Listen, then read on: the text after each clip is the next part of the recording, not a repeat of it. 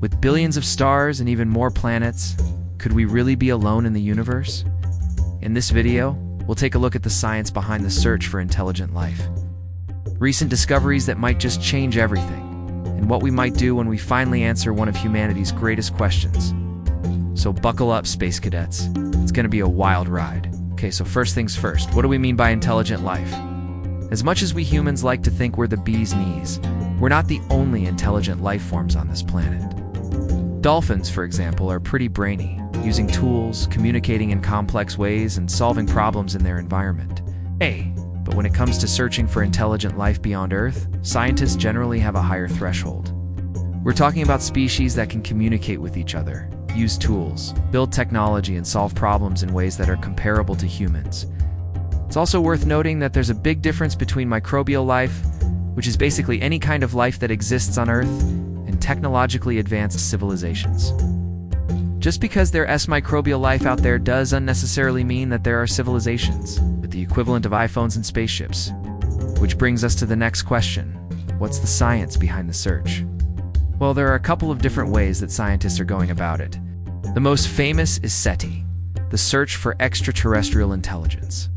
SETI projects like the Search for Extraterrestrial Intelligence have been scanning the skies for radio signals that could be coming from civilizations, trying to communicate with us. More recently, projects like the Breakthrough Listen project are using advanced telescopes to look for signs of intelligent life, including radio signals, but also light patterns, heat signatures, and other possible technosignatures of advanced civilizations. These technosignatures could be anything from the glow of a city on a distant planet to the heat signature of a large animal, or even the light pattern of a solar sail. Basically anything that could indicate that there's intelligent life out there trying to survive or explore their world. The key to finding these technosignatures is being able to scan massive amounts of data looking for anomalies that could be signs of intelligent life. And that's where AI, or artificial intelligence, comes in. AI is actually playing a huge role in the search for intelligent life. Breakthrough Listen, for example, uses machine learning algorithms to scan data from telescopes and look for patterns that could be signs of intelligent life. This is a huge help, because there is simply too much data to go through for humans to spot potential signs of life. Okay, so what have we found so far? Well, in the past decade or so, thanks to missions like Kepler and TESS, we've discovered thousands of Earth-like planets outside our solar system, also known as exoplanets. This has given us a lot of data to work with. Some of these exoplanets are in what's called the Goldilocks zone, the range of distances from their star where conditions could be just right for life as we know it. There are also a few strange anomalies that have caught scientists' attention. For example, Tabby's star, which is a sun-like star that seems to dim and brighten in a way that could be explained by a large artificial structure like a solar sail. Then there's Oumuamua, which is an object that came from interstellar space and passed through our solar system in 2017. Some people believe that it was a huge alien spacecraft, though most scientists think it's a hunk of nitrogen ice. As for actual biosignatures or signs of life, researchers have found some tantalizing hints. For example, the planet Proxima b in the Alpha Centauri system is in the habitable zone of its star and might have a liquid water ocean. There is also the TRAPPIST-1 system, which has 7 Earth-sized planets and 3 of them could have liquid water. However, it's important to note that while these are exciting discoveries, they're not proof of life. We don't know for sure if any of these places are actually suitable for life. And just because a planet has liquid water doesn't necessarily mean that there's life there. It's also possible that any life that does exist on these planets might not be intelligent enough to be considered an advanced civilization. Okay, so what about UFOs and UAPs? Well, in recent years there have been a lot of reports of unidentified flying objects, also known as UFOs, or more officially as unidentified aerial phenomena, or UAPs. In June 2021, US government released a report on UAPs, which said that there were dozens of cases of unexplained sightings. But it stopped. Short of saying that they were evidence of extraterrestrial life, the truth is that most UFO sightings can be explained as either natural phenomena like ball lightning or man-made objects like drones.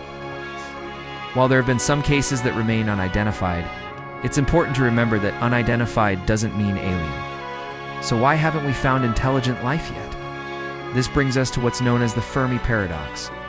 Italian physicist Enrico Fermi was famous for saying, "If it's so easy to get to other worlds, why aren't they here?"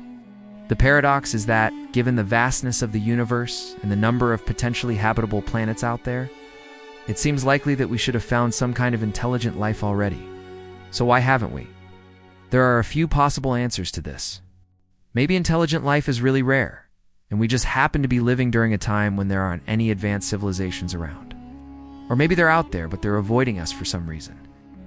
Maybe they communicate in ways that we don't understand, or maybe, just maybe, we really are alone in the universe. Okay, so what if we do find intelligent life? That's a question that's kept scientists and philosophers up at night for decades. How would we even respond? Do we send a message back? Do we try to contact them? These are all difficult questions with no easy answers. In fact, there are whole books written about the ethics and implications of finding intelligent life beyond Earth. One thing's for sure. It would be a discovery that would change the world as we know it, would shake up everything from religion to politics to science. And it would raise a lot of difficult questions about our place in the universe. Of course, it's also possible that contact with an advanced civilization could be dangerous. As Stephen Hawking famously warned, an advanced alien civilization could pose a threat to our own. They could be here to conquer and exploit our planet for resources or worse. That is, some experts say that we should be cautious about sending messages into space. That could alert potential invaders to our planet's location.